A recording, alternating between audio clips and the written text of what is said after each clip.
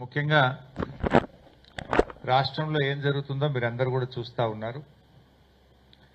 మన రాష్ట్ర ముఖ్యమంత్రికి జనరల్గా డాక్టరేట్లు పిహెచ్డీలు ఇస్తుంటారు.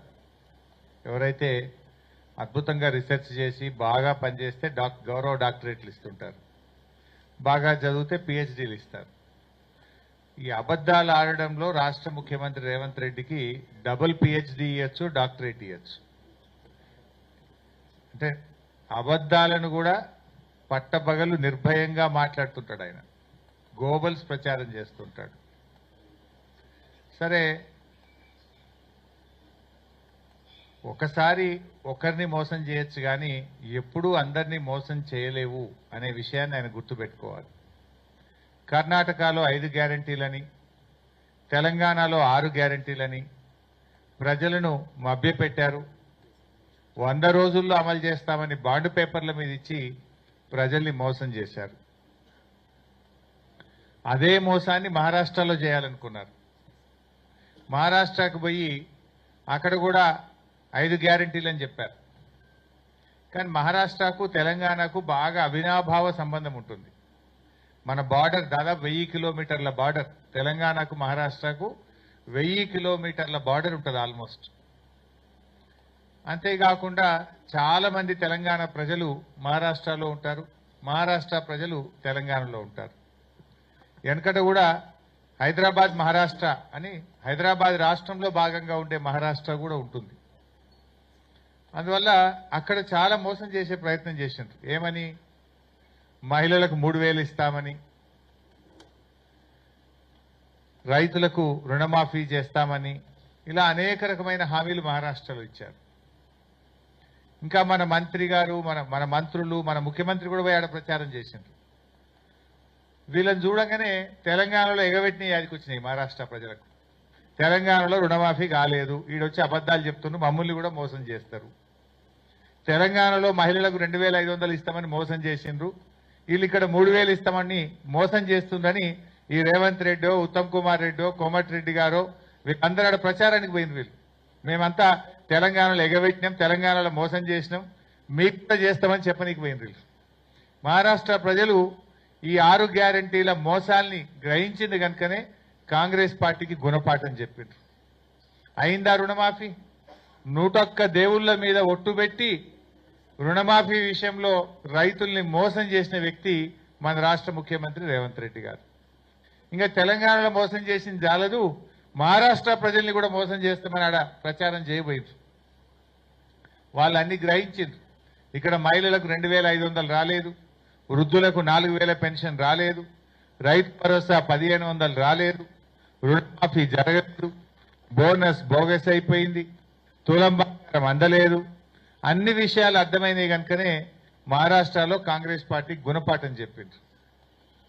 సో ఇప్పటికైనా రేవంత్ రెడ్డి గారు, కాంగ్రెస్ నాయకులు కళ్ళు తెరువుండ్రి, బుద్ధి తెచ్చుకొని మీరు 100 రోజుల్లో అమలు చేస్తామన్న 6 గ్యారంటీలు వెంటనే అమలు చేయాలని చెప్పి బీఆర్ఎస్ పార్టీ డిమాండ్ చేస్తుంది.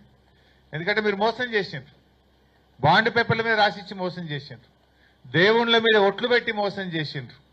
సో కర్ణాటక ఓటమి తర్వాతనైనా మోసాలు మానండి, ప్రజలకిచ్చిన హామీలు అమలు చేయమని బీఆర్ఎస్ పార్టీ డిమాండ్ చేస్తూ ఉంది. మీ 7వ గ్యారంటీ ప్రజాస్వామ్యం అసలు లేదు. ఈ రాష్ట్రంలో ప్రజాస్వామ్యం ఖూనీ అయిపోయింది. లగిచర్లకు కనీసం మహిళా సంఘాలు, నిజ నిర్ధారణ సంఘాలు, లోకల్ ఎంపీ, బీఆర్ఎస్ నాయకులు, ప్రతిపక్ష నాయకుడు మధుసూదనాచారి గారు పోతే కూడా పోకుండా మీరు ఆపుతా ఉన్నారు. అంటే ప్రజాస్వామ్యం లేకుండా అయిపోయింది రాష్ట్రంలో. అంతేందుకు, మన హుజురాబాద్లో కేసీఆర్ గారు దళిత బంధు పథకం లాంచ్ చేశారు. మనము 18,500 కుటుంబాలకు దళిత బంధు ఇచ్చారు కేసీఆర్ గారు. అందులో కొంతమందికి సెకండ్ ఇన్స్టాల్మెంట్ రావాలి, డబ్బు కూడా విడుదలైంది, కలెక్టర్ దగ్గర డబ్బులు ఉంది, అకౌంట్లో ఉన్నాయి డబ్బులు. అవి వాడుకోవడానికి అవకాశం ఏమంటే దళితులని చూడకుండా లాఠీ చార్జ్ చేయడం, దళిత మహిళల మీద కూడా కేసు పెట్టడం, మా ఎమ్మెల్యే కౌశిక్ రెడ్డి గారి మీద దాడి చేసి ఆయనను ప్రాణాపాయం, ఆల్మోస్ట్ అసలు ఏమన్నా జరిగిందా అన్నంత ఆందోళన కలిగింది మాకు. సో అంత ఆ రకమైనటువంటి అరాచకాలకు పాల్పడతా ఉన్నారు. కొత్త పథకాలు దేవుడెరుగు. ఆల్రెడీ కేసీఆర్ గారు ఇచ్చిన దళిత బంధు, వాళ్ళ అకౌంట్లలో పడ్డ డబ్బులు, విడుదలైన డబ్బులు వాడుకోవడానికి కూడా అనుమతి ఇవ్వకుండా మేమేమో దళిత పక్షపాత పార్టీ అంటారు. ఇదేనా?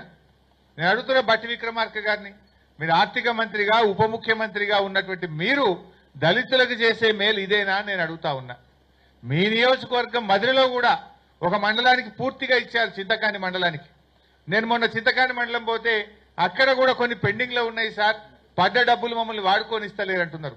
అది చింతకాని అయినా, అది జమ్మికుంట అయినా, హుజురాబాద్ అయినా, రాష్ట్రంలో ఎక్కడైనా సరే ఆల్రెడీ విడుదలైన దళిత బంధు పథకాల్ని వెంటనే ఆ దళిత కుటుంబాలకు అందజేయాలి, వారికి అన్యాయం చేయొద్దని చెప్పి కూడా బీఆర్ఎస్ పార్టీ పక్షాన మేము డిమాండ్ చేస్తా ఉన్నాం.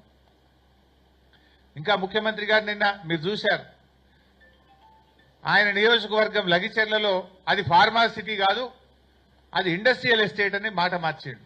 అబద్ధం ఆడడానికి సిగ్గుండాలి. నువ్వు ఇచ్చిన గెజిట్ నోటిఫికేషన్లు ఏముంది? జూలై 2024 19 జూలై 2024 నాడు లగిచెర్ల ప్రాంతంలో ఫార్మాసిటీ ఏర్పాటు చేస్తూ నీ ప్రభుత్వం గెజిట్ ఇచ్చింది. నువ్వేమో ప్రజలు తిరగబడితే ఇప్పుడు మెల్లగా మాట మార్చి లేలే అది ఇండస్ట్రియల్ ఎస్టేట్ అని మాట్లాడుతున్నావు. నువ్వు చూసుకో ఒకసారి, నువ్వు ఇచ్చిన గెజిట్ 19 జూలై 2024 నాడు ఫార్మాసిటీ ఏర్పాటు చేస్తున్నట్టు నువ్వు గెజిట్ ఇచ్చినావు.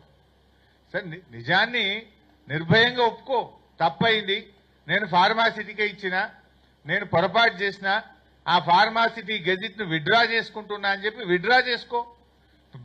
తప్పును బహిరంగంగా ఒప్పుకుంటే ప్రజలు క్షమిస్తారు, బుకాయిస్తే ప్రజలు క్షమించరు. నువ్వు బుకాయించే ప్రయత్నం చేస్తున్నావు.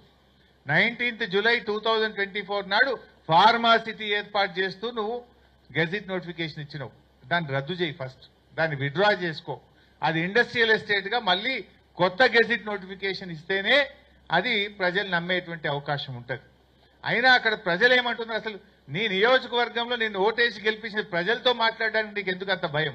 వెళ్ళు, ఆ గ్రామానికి వెళ్ళు, ఆ ప్రజలతో కూర్చో, ఆ ప్రజలతో కూర్చొని మాట్లాడు. పోలీసులను హంగు ఆర్భాటాలు లేకుండా ఆ ప్రజల దగ్గరికి వెళ్ళు, ఆ ప్రజలతో కూర్చొని మాట్లాడి వాళ్ళ సమస్యని పరిష్కరించు. కానీ పోలీసులను ఉపయోగించు, అక్రమ కేసులు పెట్టో నువ్వు బెదిరిస్తే నడవదు. ఏమనంటే కుట్రదారులు, అసలు కుట్రదారుడు నువ్వు. ఫార్మాసిటీ పెట్టి వాళ్ళ ఇండస్ట్రియల్ ఎస్టేట్ అని మాట మార్చిన కుట్రదారుడివి నువ్వు.